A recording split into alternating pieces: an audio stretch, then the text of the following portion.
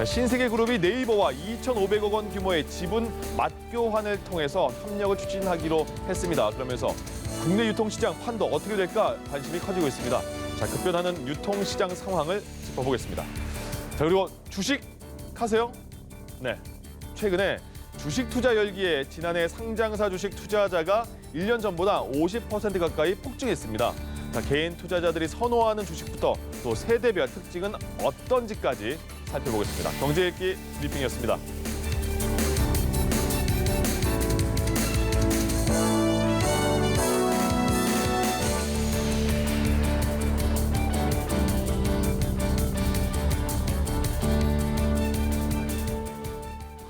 네, 좀 더 자세한 내용 김대호 박사와 살펴보도록 하겠습니다. 네, 어서 오세요. 안녕하십니까? 네, 반갑습니다. 예. 네. 네이버 신세계 모르는 분들 아마 없으실 텐데 이 두 기업이 손을 잡았죠. 지분도 맞교환했고 전방위적인 협력에 나서기로 했는데 앞으로 유통업계에 꽤 큰 변화가 예상이 되네요. 그렇습니다. 이 네이버 하면 우리나라 검색 1위지 않습니까? 예. 그 검색을 기반으로 해서 네이버 쇼핑을 운영하고 있죠. 현재 지금 온라인 쇼핑에서 매출 규모가 네이버가 1등입니다. 네. 그다음에 이제 2등이 쿠팡이고요. 예. 뭐 이런 식으로 쭉 내려가는데 신세계는 실물 유통에서 오프라인 유통에서 이마트를 갖고 있고 또 신세계 백화점을 갖고 있고 또 트레이더스 이렇게 갖고 있거든요. 사실 신세계는 그 오빠인 정유경 씨가 이마트를 하고 있고 또 여동생인 정유경 씨가 신세계로 나누어져 있지만은 그러나 그것은 자기 그룹 내부에서 나눠져 있는 것이고 네. 공식적으로는 자기 어머니 이명희 여사를 통해서 아직도 같은 그룹이에요. 자, 이 회사들이 서로 이제 지분을 교환했는데 무려 2,500억 원을 서로 주고받았습니다. 그러니까 돈 거래는 하나 또 오고 가지 않은 거죠. 네. 2,500억 원에 해당하는 주식만 주고받았는데 예. 그러니까 이마트는 이 네이버를 향해서 1,500원을 주고 또 신세계는 이 네이버를 향해서 1,000억을 주고 네이버는 그 반대로 1,000억, 1,500억 이래 줘서 네. 서로 간에 이제 서로가 하나의 가족이 된 거죠. 예. 물론 지분 규모는 그렇게 크지는 않습니다만은 가족이 됐다는 점에서 공동 경영의 어떤 틀을 마련했다. 지금 2위인 쿠팡이 미국에서 무려 5조 원의 지금 IPO 자금을 갖고 한국에 들어와서 유통산업 근대화 또 풀필먼트 공장 물류센터를 세운다 하는 이런 상황에서 이 물류 1등 그러니까 온라인 1등 오프라인 1등 이 두 회사들은 상당히 좀 위기감을 가졌을 것으로 보여요. 네. 그래서 위기감을 이제 극복하고 한번 반 쿠팡 연대를 마련해보자. 그런 면에서 전격적으로 2,500억 원씩의 주식 맞교환이 일어난 것으로 보입니다. 자, 또 이커머스에서 이베이 코리아가 시장에 나왔나 보죠. 근데 이거를 인수를 누가 할 것인가도 관심이 많은데 왜 그런 거예요? 예, 이베이 코리아, 자, 이베이 원래 미국에 있는 회사입니다. 이베이. 네. 저 회사는 사실 온라인 마케팅을 시작한 원조입니다. 원조. 예. 저기 오마이다이아르라는 유명한 이란계 미국인 불과 27살 때 재벌이 된 네. 오마이다이아가 만든 예. 회사인데요. 원래 컴퓨터 그래픽을 하다가 우연히 여자친구들 사탕 박스를 구해주기 위해서 온라인으로 예. 가지고 있는 사람 연락해 보세요. 돈 드립니다. 이랬어요. 그런데 거기서 전 세계가 연결이 되거든요. 그거를 보고 네. 온라인 사이트를 만든 거예요. 그래서 역시 그 연인들한테 잘하면 이런 좋은 결과가 아. 오는. 자, 그런데 여기서 첫 번째 상품이 그 고장난 이 복사기, 프린트기를 했는데 어느 수집가가 그걸 사는 걸 보고 아, 수요는 어디에나 있구나. 이걸 연결하자. 예. 그래서 아마존이 출발하기 이전에도 훨씬 전부터 이베이가 했고 지금 세계에 특히 경매 사이트는 이베이가 다 장악을 하고 있거든요. 네. 그런데 저게 한국에 원래는 1등인데 지금 3등 정도로 쿠팡과 네이버에 조금 쳐져 있어요. 예. 그렇지만 저 이베이는 직접 물건을 생산하지 않지만 연결한다는 점에서 네트워킹이라는 점에서는 또 한국에서 1위거든요. 예. 저것을 누군가 유통업체가 가지면 저것도 쿠팡에 맞설 수 있는 또 하나의 강자가 될 수 있다. 예. 그래서 어제 예비 입찰을 마감했는데 롯데, 그다음에 신세계, 그다음에 MBK라는 사모펀드가 있는데 그래서 홈플러스의 오너입니다. 네. 이런 회사들이 서로 내가 하겠다. 또 SK텔레콤은 왜 통신회사가 왜 들어갔느냐?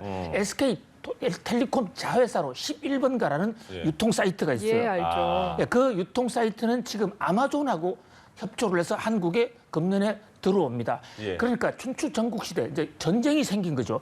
그래서 이런 혼란의 와중에 이베이를 먹어서 시너지 효과를 내면 또 1등을 차지할 수도 있고 쿠팡의 기세도 꺾을 수가 있다 해서 아주 본격적으로 전쟁이 생겼다 이렇게 볼 수 있습니다. 이베이 코리아는 우리가 쉽게 아는 그 사이트 보면 G마켓, 옥션 이걸 포함하고 있는데 그렇습니다. 예. 예, 예, 알겠습니다. G마켓하고 옥션은 원래 한국 거였어요. 네네. 예. 그런데 미국의 이베이가 그것도 사버렸습니다. 아. 그런데 이제 그것은 한국에서 하는 거고 예. 이베이는 전 세계적으로 옥션으로.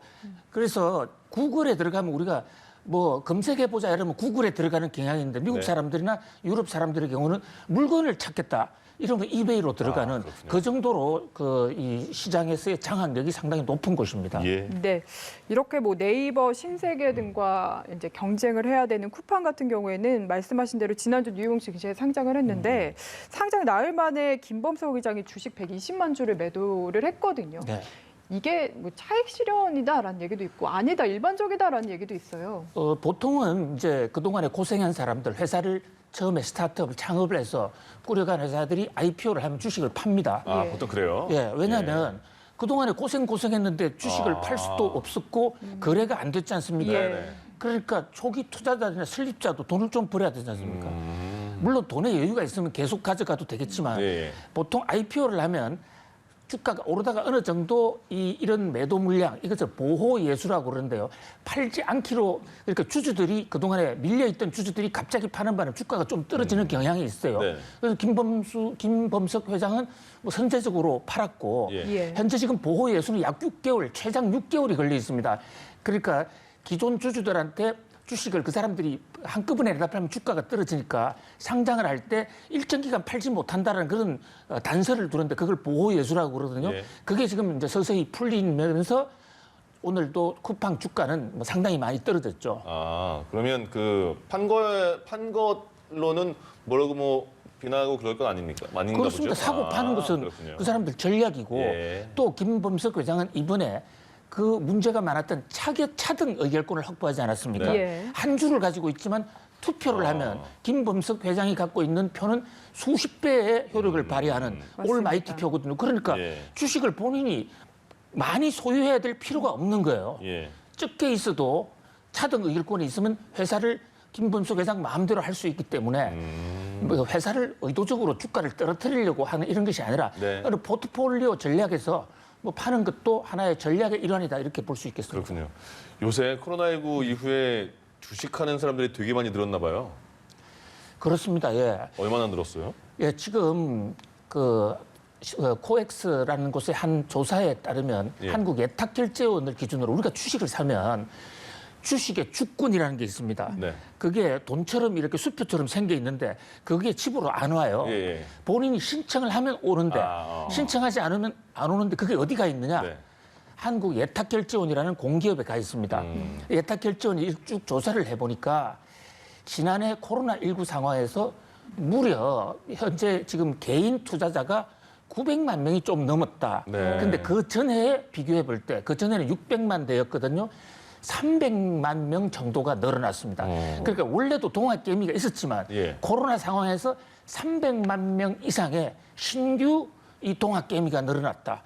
그야말로 300만 명이면 전년 동기 대비 40.8% 증가율이고요. 그렇다면 전 국민 인구의 우리 한 5분의 1 정도가 주식을 하고 있고, 예. 그리고 이제 거기에 미성년자를 빼게 되면 성년자의 경우에는 3분의 1 정도는 주식 투자를 하지 않느냐 네. 이렇게 볼 수가 있을 것 같습니다. 네, 예. 그래서 그런지 주변에 주식한다는 분들 진짜 부쩍 늘은 것 같은데 예. 그러면 이분들이 네. 어떤 주식을 가장 많이 샀을까 이 부분도 궁금하거든요. 그렇습니다. 우리나라의 동학개미들 단연 대장주라고 하는 삼성전자 주식을 가장 역시. 많이 네. 샀습니다. 예. 근데 안타깝게도 지난해 1년간 주가가 얼마나 올랐나 네. 상승폭을 보면 삼성전자는 미미한 네, 상승폭이거든요. 그렇더라고요. 그래서 동학개미들이 크게 돈은 벌지 못했어요. 네. 왜냐하면 처음으로 시장에 들어가면 일단 아는 회사, 또 그 회사 정보가 많은 회사, 그러니까 대기업을 많이 살 수밖에 그렇죠. 없죠. 예. 삼성전자가 1등이고 그다음에 두 번째로 많이 산 회사가 현대차. 그다음에 세 번째가 이제 한국전력 네. 전기 회사죠. 그다음에 카카오. 그 범수형 나오는 네. 카카오. 예. 그다음에 이제 SK 하이닉스 이게 5대고 코스닥 쪽에서는 이제 그 셀트리온 삼형제들 중에 셀트리온 헬스케어, 제약, 휴젤 이런 회사들이 상위권을 기록하고 있는 것으로 나타났습니다. 대부분 저 꼭대기에 있는 데 많이 샀군요. 사람들이.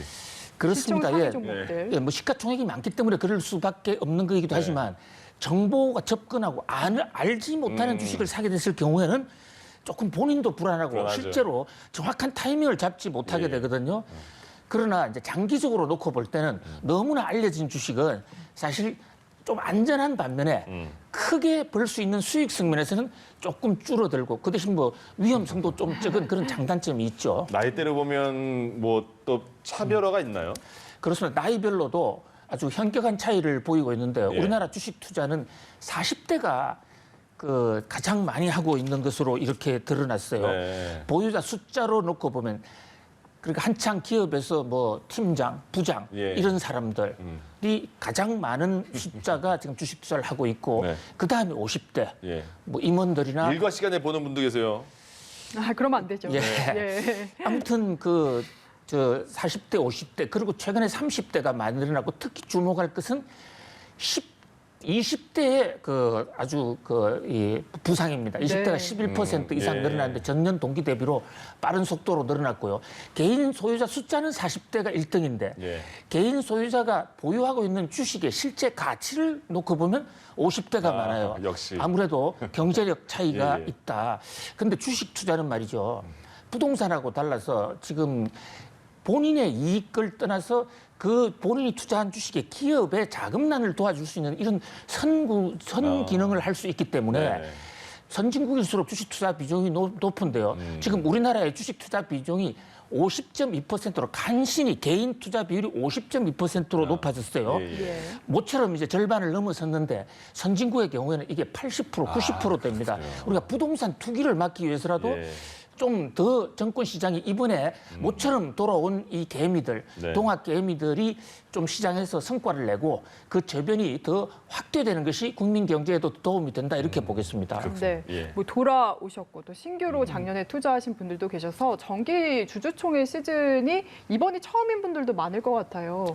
그렇습니다. 오늘이 바로 삼성전자에 개미들이 가장 많이 투자하고 있는 삼성전자의 주주총회입니다.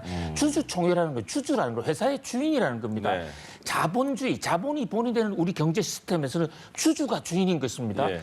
그런 면에서 저는 주총장에 한번 가보시고 가지 않더라도 요즘은 전자 의결로서 주총에 자기 의사를 표현할 수도 있거든요. 예. 그러니까 주식 민주주의에 직접 참여하는 정말 대한민국 경제의 주인이 되는 것도 한번 좋은 방법이 아닌가 이런 생각을 해봅니다. 주식별로 별로 없으면 주인 느낌이 별로 없어서 그런 거 아닐까요? 그럼? 뭐 한 주라도 있더라도 주인이고요. 예. 물론 의결권은 가지고 있는 비중에 따라 다르지만 네. 발언은 얼마든지 한 주라도 할 수 있고 의견을 낼 수가 있습니다. 알겠습니다. 짧게 예. 주의해야 할 점도 알려주시면 좋을 것 같은데요. 그렇습니다. 이 주식은 우리 금융시장에 익숙해져 온 분들은 은행에서는 이 예금보험공사도 있고 5천만 원까지는 어떤 경우도 보장을 하고 아, 이러지만 그렇죠. 예, 예. 주식은 정권사가 보장해주지 않습니다. 정권사는 그냥 하나의 포탈일 뿐인 거예요. 네. 지나가는 창구일 뿐이고 본인의 그 신용으로 또 본인의 정보로 본인의 책임하에서